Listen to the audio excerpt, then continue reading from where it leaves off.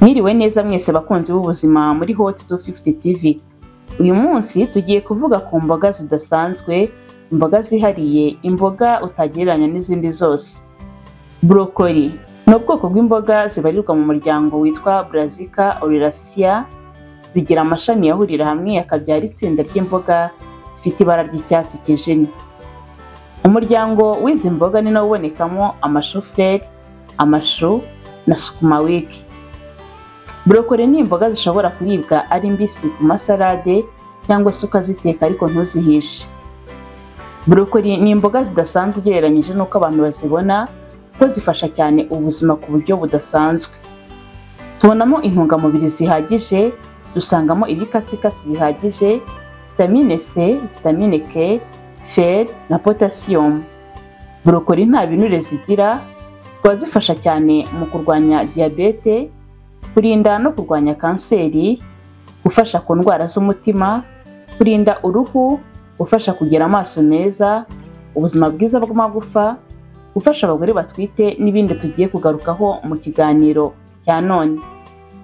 Guhaye ikaze nko gusaba gukora subscribe niba utarayikora. Yemwe genda ho turatsinze 250 n'ukuri ndabemeye. Reka nongere mbaye ikaze mu kiganiro cya none. Mbere yo kuvuga ku byiza byo kurya broccoli, reka tubanze turebere hamwe ibyo dusanga muri broccoli nyirizina. Muri broccoli dusangamo imyunyungugu ya calcium ihagije, dusangamo fer, dusangamo phosphore, potassium, zinc, thiamine, riboflavine na niacin. Broccoli kandi habonekamo intungamubiri arizo vitamine C. Iyi ni vitamine ifasha umubiri cyane mu gusukura umubiri, kongera ubudahangarwa umubiri no kugira uruhu rwiza. Dusangamo vitamine K1, iyi akaba ari vitamine ifasha mu gutembera kw'amaraso no gutuma amagufa agira ubuzima bwiza. Dusangamo vitamine B9 izwi nka folate, ikaba ari vitamine yihariye cyane ku babyeyi batwite, kuko ituma umwana uri mu nda akura neza kandi n'uturemangingo twe tukaremwa neza n'ingingo ze zose zigakomera. Niyo mpamvu ku bagore batwite bagirwa inama yo kurya ibiribwa byiganjemo vitamine B9 cyane. Dusangamo potassium, akaba ari umunyungugu w'ingenzi wihariye ku buzima bw'umuntu, kuko ugenzura umuvuduko w'amaraso, ukanafasha cyane mu kwirinda no kurwanya indwara z'umutima. Muri broccoli dusangamo manganese, akaba ari umunyungugu mwiza ku buzima kuko tuwusangamo ko wuzuye. Hanyuma rero uyu munyungugu twawusanga no mu binyamisogwe, mu mboga no mu mbuto no mu mpeke zuzuye. Dusangamo feri, ni umunyungugu w'ingenzi ku buzima kuko utuma umwuka mwiza wa oxygene utembera mu nsoro zitukura. Tumaze kurebera hamwe ibiri muri broccoli nubwo byose tutabirangije, ariko noneho reka turebere hamwe ibyitonderwa mu kurya broccoli.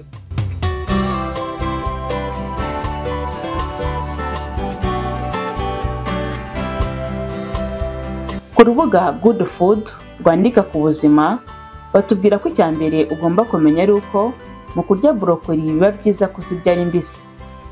Niba udashoboye kuzirya ari mbisi, ziteke ariko ntuzihishe cyane kuko nibyo byiza.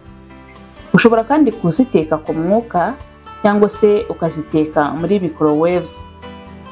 Ushobora kuzikaranga mu mavuta make iminota mike kugira ngo intungamubiri zazo zitangirika. Icya kabiri ugomba kumenya nuko kurya broccoli nubwo ari imboga nziza ku muntu, ariko umuntu usanzwe agira ikibazo cya tiroyide agirwa inama yo kugabanya ingano ya broccoli arya, kuko izi mboga zishobora kubangamira iyode ari nayo ikenerwa mu gukora imisemburo ya tiroyide. Icya gatatu nuko broccoli ari imboga zikize kuri fibre cyangwa se ibikatsikatsi. Bigirira abantu bose umumaro wo gufasha mu igogora, bikanafasha kongera kwa bagiteri nziza mu mubiri. Nubwo bimeze gutya ariko abantu bakunda kugira ikibazo mu mara nko kugira ibyuka no kubyimba inda, bagirwa inama yo kurya broccoli ziringaniye kuko kurya nyinshi bishobora kongera ibyago byo kurwara ubwo burwayi. Mu cya kane ugomba kwitondera mu kurya broccoli nuko abantu bari ku miti ibuza amaraso kuvura nka warfarin bagirwa inama yo kurya mu rugero ibiribwa birimo vitamine K na broccoli ibarizwamo kugira ngo bitabatera ibibazo. Abandi bantu bagomba kurya brokoli nkeya ni abantu bose bafite uburwayi bwihariye. Mbere yo kuzirya cyangwa se kuzikoresha ugirwa inama yo kubanza kuvugana n'umuganga ugukurikira. Abantu kandi basanzwe barwaye impyiko nabo bagirwa inama yo kurya brokoli ziringaniye. Mu bindi byitonderwa mu gihe ugiye kugura brokoli, reba neza ko zitangiritse, urebe niba zitarahinduye ibara ngo zibe umuhondo, reba neza niba zidafite amababi manini cyane, urebe neza kandi niba zitaraboze cyangwa se niba zitakomerekeje ubwo bazisaruraga. Ugure brokoli kandi ubona zikiri nshya zitamaze igihe cyangwa se zangiritse nizo z'ingirakamaro. Mu guteka brokoli kandi ugomba kwitondera uburyo uzirongamo, kuko muri brokoli hashobora kwishamo udusimba cyangwa imyanda itagaragara. Ni ngombwa kuzironga mu mazi inshuro nyinshi cyangwa se ukazirongesha ashyushye. Tumaze kureba ibyitonderwa ku mboga za brokoli. Reka noneho mu kanya turebe muri rusange akamaro ko kurya brokoli ku buzima.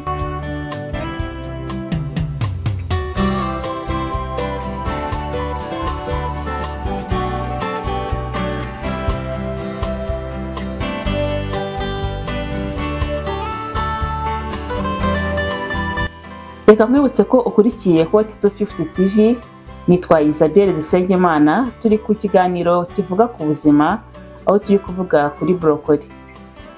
Brokoli zigabanya ibyago byo kurwara diabete.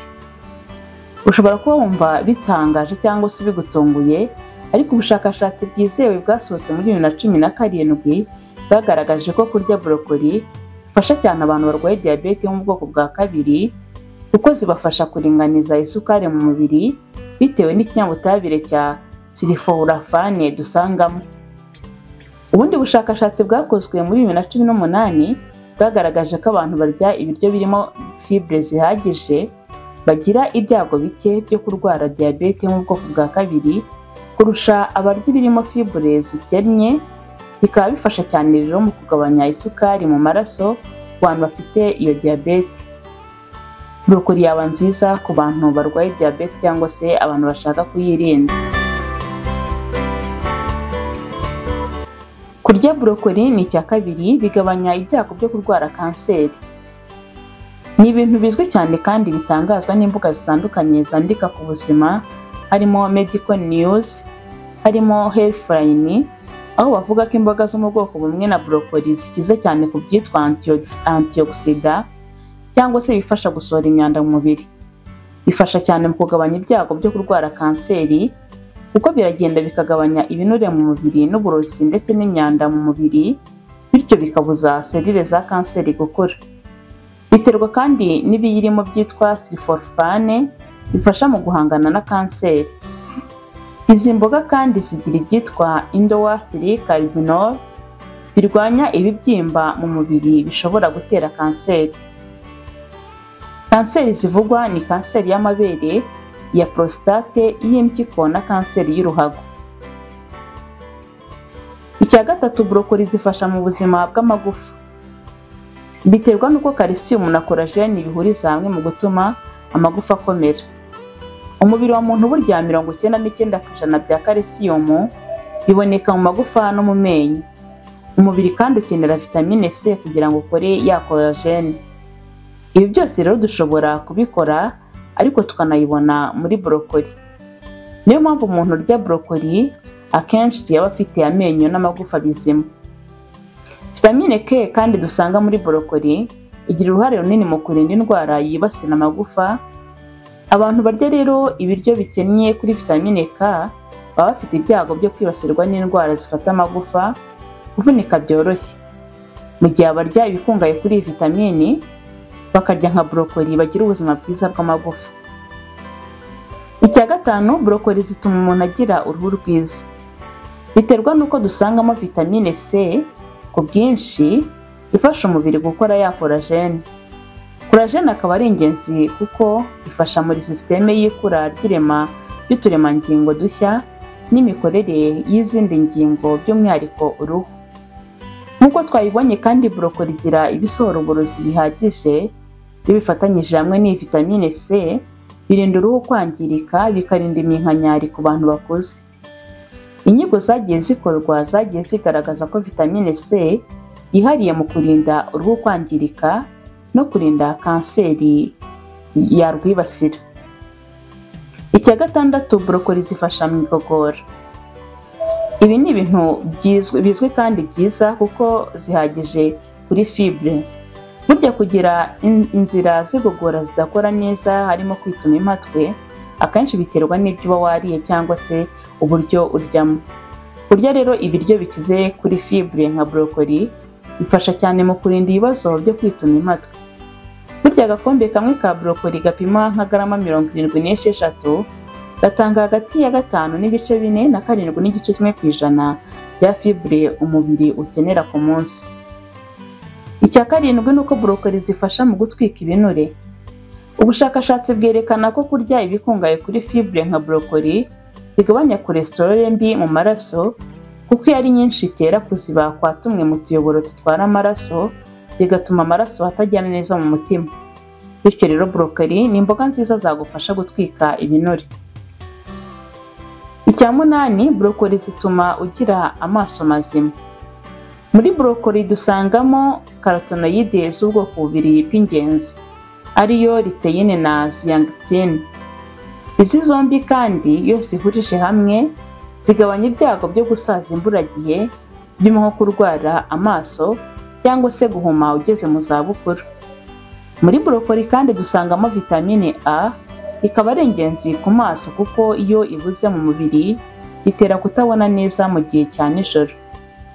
Brokoli kandi zibamo beta carotene ariyo umubiri uhinduramo vitamine A. Ibi byose bituma brokoli iba uruboga rwiza ku buzima bw'amaso.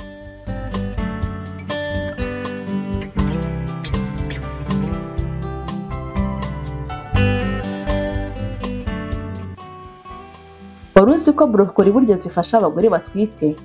Iki ni icya 9. Ubusanzwe umubiri wa muntu ukenera vitamine zitandukanye, ugakenera imyunyungugu ndetse na proteine zihagije. Iyo bigeze ku mugore utwite rero wasabwa kubona ibyo byose bihagije kugira ngo asigasire ubuzima bwe n'ubw'umwana atwite. Brokoli ni imboga ziza bwa mbere mu kugirwa inama ku gufata cyane cyane ku bagore batwite kuko ni isoko nziza ya vitamine B9 cyangwa se izwi nka folate. Folate ni intungamubiri y'ingenzi ku mugore utwite ituma ubwonko bw'umwana bukura neza. Bityo rero kurya buri gihe ibiryo bikungaye kuri folate nka brokoli bishobora gufasha gutwita neza nta kibazo kandi nta bindi bibazo wahuye nabyo. Byongeye kandi ubushakashatsi bwakozwe ku nyamaswa bwerekana ko brokoli yariwe n'umugore utwite ishyigikira imikurire myiza y'umwana kugeza avutse. Icya 10 nuko brokoli irinda umutima n'udutsi duto dutwara amaraso. Fibre, potassium na antioxidant dusanga muri brokoli bifasha kwirinda indwara bita cardiovascular disease. Izi zikunze guhitana abantu benshi. Hari ubushakashatsi bwo mu mwaka wa 2018 bwizewe bwerekanye ko abagore bakuze bagiye barya indyo yuzuye imboga mbisi nka brokoli bagize ibyago biki byo kurwara indwara zitandukanye zifata udutsi dutwara amaraso. Ni indwara ishobora gutera indwara z'umutima cyangwa se stroke no guhagarara k'umutima. Ibi biterwa nuko izi mboga zikungaye ku kinyabutabire cyitwa sulforafane. Ishyirahamwe ry'Abanyamerika ku buzima bw'umutima rigira inama abantu yo kurya ibikungaye kuri potassium bihagije ariko birimo umunyu muke kuko bihurira hamwe ndetse bikaruhura imiyoboro y'amaraso bikagabanya umuvuduko w'amaraso. Ngibyo rero ibintu 10 byiza ku mboga za brokoli utaruzi. Muri make rero brokoli ni imboga nziza ntagereranywa kuko zirimo vitamine nyinshi, imyunyungugu ihagije, zibamo fibre na antioxidant. Ibi byose rero ku muntu waziriye bituma atabyimbirwa akagumana isukari iri ku rugero mu maraso, ubuzima bwiza bw'umutima, ubuzima bwiza bw'uruhu, amagufa akomeye, ubudahangarwa bw'umubiri bukomeye n'ibindi. Ariko nanone ukazirikana ko ubuzima bwiza butava ku burya indyo imwe. Brokoli yego ni imwe mu biribwa byiza bishobora kugira uruhare mu buzima bwiza, ariko ugomba no kwita ku yandi mafunguro kugira ngo urye indyo yuzuye. Indyo yuzuye igirwa n'ibirinda indwara, ibitera imbaraga ndetse n'ibyubaka umubiri. Ndabashimiye cyane. Nitwa Isabelle Dusengimana. Niba ukunda ibiganiro bivuga ku buzima, utwandikire muri comment. Utubwire icyo wifuza ko twaguteguriraho ubutaha. Ukore subscribe, usharinge video n'abandi bamenye ibyiza bya brokoli. Mwakoze, mbifurije amahoro y'Imana. Yemwe we genda aho turatsinze 250 n'ukuri ndabemeye.